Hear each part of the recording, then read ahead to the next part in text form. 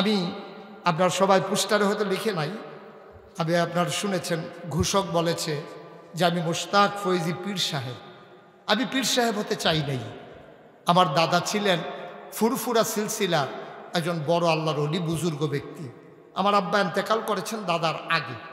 আব্বা ইন্তেকাল করার পরে দাদা চিন্তা করলেন এই দরবার কার হাতে দেবেন। আমি তখন ঢাকাতে লেখাপড়া করি। আমার দাদা খবর দিয়ে বাড়িতে নিলেন। আর অনেক লোক দাদা বললেন যে আমি তো মনে করেছিলাম আমার ছেলে, আমার আব্বার নাম ছিল ফয়েজ আহমদ, আমি তো মনে করেছিলাম আমার ছেলে ফয়েজ আহমদ সে দরবারের দায়িত্ব পালন করবে। সে তো দুনিয়া থেকে বিদায় হয়ে গেল, এখন এই দরবার কে চালাবে। এখন চিন্তা করেছি আমার নাতি মুশতাক ফয়েজ আমার কথা বলল যে ওই হবে দরবারকে পরিচালনা করবে। আমি হাউমাউ করে কাঁদতে শুরু করলাম। আমি বললাম দাদা আমি ছোট মানুষ, আমার আরও 3 জন চাচা আছে, আমার বড় একজন ভাই আছে, সবাইকে বাদ দিয়ে আমার উপরে দায়িত্ব কেন? আমি তো পীর সাহেব হতে চাই না। বাংলাদেশে পীর সাহেব দেখতে দেখতে আমি অতিষ্ঠ। বাংলাদেশে সব পীর সাহেব মানেই হইল বৈশা বৈশা খাওয়া, ওই ভিক্ষা করা মহিলাই না টাকা দেয়, রিক্সাওয়ালাই না টাকা দেয়, কোনো কাজকর্ম নাই, শুধু শুধু বৈশা বৈশা খালি খায়। ঠিক কিনা কম? আমি পীর সাহেব দেখতে দেখতে অতিষ্ঠ, এই পীর সাহেব আমি হতে চাই না। দাদা আমাকে বলতেছে তুমি কেমন পীর সাহেব হতে চাও?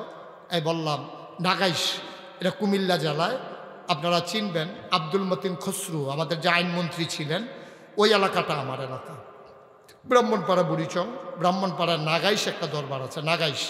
তো ওখানে দাদা যখন বলল, আমি বললাম ঠিক আছে, আমি ওই পীর সাহেব হতে চাই যারা এখানে আসবে দিনের আলো নিয়ে চলে যাবে, গোমরা মানুষগুলো এসে হেদায়েতপ্রাপ্ত হয়ে যাবে, এইরকম একটা দরবার হবে নাগাইশ দরবার। বললো ওকে ফাইন, কি করতে হবে? বলো আমার কিছু জায়গা দেন।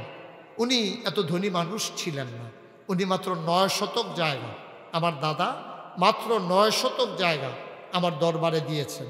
তারপরে দাদা ইন্তেকাল করলেন 96 সালে, 98 সালে দাদা ইন্তেকাল করেছেন। আমি এরপরে জায়গা জমি কিনতে শুরু করলাম। আপনারা তো জান নাই অনেক দূরের জায়গা। আমার এখানে এখন দাদা দিছিল 9 শতক, আর বাকিগুলো আমি কিনছি। এখন আমার দরবার হয়েছে 1800 শতক। মারহাবা বলবেন না? কত শতক? 18 শতক। আরে 100 মারহাবা কয় না? কত শতক? 1800 শতক, 18 একর। আপনাদের এলাকায় কয় শতক এখানে? 54 বিঘা। মারহাবা বলবেন না? আমার এখানে 10টা প্রতিষ্ঠান, একটা খানকা, একটা দাখিল মাদ্রাসা, একটা নুরানি মাদ্রাসা, একটা হাফিজিয়া মাদ্রাসা, একটা ধাতব্য চিকিৎসালয়, একটা গণপাঠাগার, একটা গবেষণাগার, একটা ছাত্রাবাস, একটা ইয়াতিমখানা, একটা মসজিদ। মারহাবা বলবেন না? আমার মসজিদটা টিনের ঘর, সামান্য কিছু লোক জায়গা হয় মসজিদে, আমি উঠাইছিলাম।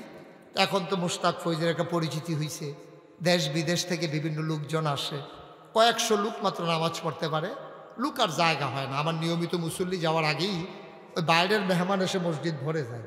চিন্তা করলাম দৃষ্টিনন্দন, স্থাপত্য শৈলী মণ্ডিত, মুসলিম বিশ্বের এক অনন্য নিদর্শন, বড় করে একটা মসজিদ করবো ইনশাআল্লাহ। আপনার সোশ্যাল মিডিয়াতে ইউটিউবে আমার ওয়াজ শুনেছেন, কে কে দেখি একটু হাত তুলেন তো। মোটামুটি অনেকেই শুনছে, অনেকেই শুনে নাই। আচ্ছা হাত নামান। আপনারা সবাই ইউটিউবে সোশ্যাল মিডিয়াতে যারা শুনেছেন তারা দেখেছেন যে আমার মসজিদটা আমি যখন ইঞ্জিনিয়ারদেরকে বললাম খুব সুন্দর করে একটা মসজিদ বানাও, একটা ডিজাইন করো, ওরা ডিজাইন করে নিয়ে আসছে। আমি দেখলাম চমৎকার একটা ডিজাইন। বললাম এই মসজিদটা কত বড়? তারা হাসি দিয়ে আমারে কয় যে হুজুর এই মসজিদে একসাথে নামাজ পড়তে পারবে 6000 লোক। কয় হাজার? একসাথে নামাজ পড়বে মসজিদে 6000 লোক। 19,000 প্লাস স্কোয়ার ফিট মসজিদটা, 19,000 প্লাস স্কোয়ার ফিট। এবং এইভাবে পৃথিবীর কেউ মসজিদ চিন্তা করে না। কিভাবে? নিচতলায় হবে ফ্রি হাসপাতাল, এই মসজিদের নিচতলায় সবটা হাসপাতাল, ডাইরেক্ট 126 ফুট চৌড়ায় ডাইরেক্ট সিঁড়ি উঠে যাবে দোতলায়। এই দোতলায় গিয়ে নামাজ হবে, দোতলায় 3 তলায়, আর নিচতলায় হবে হাসপাতাল। তাই আমি বললাম যে সুন্দর হয়েছে, এখন এই মসজিদ করতে লাগবে কত? ওরা আমারে বলতেছে যে হুজুর, তখন 2 বছর আগের কথা, বলে যে এই মসজিদ যদি করতে হয় 15 কোটি টাকা সম্ভাব্য। আমরা তো আর এই কোটি বলতে পারবো না, মনে হয় 15 কোটি টাকা লাগতে পারে। আমি খুব ভয় পাইছি, 15 কোটি টাকা, আমি গরিব মানুষ, এত টাকা দেবো কোত্থেকে? তখন আমি বললাম যে ভাই এটা আমার দ্বারা হবে না। ওরা বলল যে হুজুর সাহস করে নামেন, আল্লাহ বরকত দেবে ইনশাআল্লাহ। তখন আমি নিয়ত করলাম যে আল্লাহ, প্রত্যেক বছর তো 32 বছর আমি মুশতাক ফয়েজি ওয়াজ করি, সারা বছরই বলতে গেলে প্রোগ্রাম থাকে। এক বছরে মাহফিল করে যত টাকা হাদিয়া পাই, পুরো এক বছরের হাদিয়া আমার মসজিদে দান করে দেব ইনশাআল্লাহ।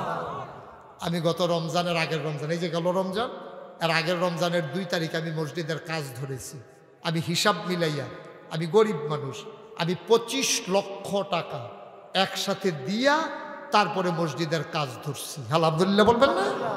এই গতকালকে পর্যন্ত মসজিদের খরচ হয়ে গেছে 2,81,00,000 টাকা। 1 টাকাও ঋণ নাই। টাকা পাইলাম কই? টাকা কই পাইলাম? আপনারা নিশ্চয়ই দেখেছেন, আমি মালয়েশিয়াতে গেছিলাম সফরে। ওখানে আমি 12টা প্রোগ্রাম করেছি। আমাদের মিজানুর রহমান আজহারি সাহেব সহ আমার একটা প্রোগ্রাম ছিল মালয়েশিয়ায়। আরও 11টা প্রোগ্রাম আমি একা একা করেছি। ওখান থেকে গিয়েছি ওমান, ওমান থেকে গিয়েছি সৌদি আরব, সৌদি আরবে গিয়ে আরও 5টা প্রোগ্রাম করেছি। ওইখানে যেখানেই যাই ওরা সবাই মিলে কিছু কিছু করে মসজিদের দিয়েছে। আল্লাহর খাস মেহরবানি আমার 25 লক্ষের পরে 2,81,00,000 টাকা আল্লাহর খাস মেহরবানি আমি খরচ করতে পেরেছি। 1 টাকাও ঋণ নেই। কিছুদিন পরে এই যে মার্চ মাসে জুন মাসের 1 তারিখে আমার 1 তলার ছাদের ঢালাই হবে। 1 তলার ছাদ দেব জুন মাসের 1 তারিখে। শুধু ছাদরা করতে, চেয়ারম্যান সাহেব, শুধু ছাদরা করতে আপনার প্রায় 1.5 কোটি টাকা লাগবে। ছাদরা করতে লাগবে 1.5 কোটি টাকা। আমি একটা রিক্সাওয়ালার কাছে দেখা হইল, আমি রিক্সাওয়ালাকে বলি, ভাই এরকম একটা মসজিদ হচ্ছে, আমি 2টা টাকাও যদি কেউ দিয়া শরিক হয়, আমি মনে করি ওই আল্লাহর নবী যে বলেছেন, মান বানা লিল্লাহি মসজিদান বানাল্লাহু লাহু বাইতান ফিল জান্নাহ, যে দুনিয়ায় মসজিদ বানাবে আল্লাহ জান্নাতে তার জন্য ঘর বানাবে। আপনার আমার ভাই, আমরা মুসলিম সম্প্রদায়, 250 কোটি মুসলমান। আমি একদিন থাকবো না মুশতাক ফয়েজি। আমি 25 লক্ষ টাকা দিয়েছি, এটা বড় কথা না। মসজিদটা করে যদি আমার ইন্তেকাল হয়, এটা হচ্ছে বড় কথা। আমি মাঝে মাঝে মাহফিল থেকে গিয়ে মসজিদের ফ্লোরটার উপরে দাঁড়াইয়া আকাশের দিকে তাকাইয়া কাঁদি, আল্লাহ আমি মুশতাক ফয়েজি, আমারে কিছু মানুষ চিনে, আমার ছেলেরাও চিনে না কাউ, আমার এই মসজিদটা যদি আমি না করে মরে যাই, এই মসজিদ কে করবে? আমার গাল বেয়ে টপ টপ করে পানি পড়তে থাকে। আপনাদের কাছে আমার বলার উদ্দেশ্য হলো, খাস করে আপনারা সবাই আমার এই মসজিদটার জন্য দোয়া করেন। 1 তারিখে আমার এই মসজিদের ছাদের ঢালাই হবে। 1.5 কোটি টাকা দরকার ছাদের জন্য। 1.5 কোটি টাকা, 4টিখানি কথা না, অনেক টাকা। ইনশাআল্লাহ আস্তে আস্তে আগাইতেছে। আপনারা সবাই মিলে খাস করে আমার মসজিদটার জন্য দোয়া করেন। আর কেউ যদি মনে করেন যে হুজুর আল্লাহর ঘর মসজিদ, আমরাও আপনার এই মসজিদে শরিক থাকতে চাই, মোস্ট ওয়েলকাম, আহলান সাহলান মারহাবা। আপনি দিতে চাইলে আলহামদুলিল্লাহ, না দিতে চাইলে দোয়া করেন। এই দোয়াই অনেক বড়, আল্লাহ মিলাই দেবে ইনশাআল্লাহ। এটা নিয়ে টেনশন করার কিচ্ছু নাই, আল্লাহ করে দেবেন। হয়ে গেছে তো, আমি 25 লক্ষ এনে দিছি, তো 2,81,00,000 টাকা পাইলাম কই?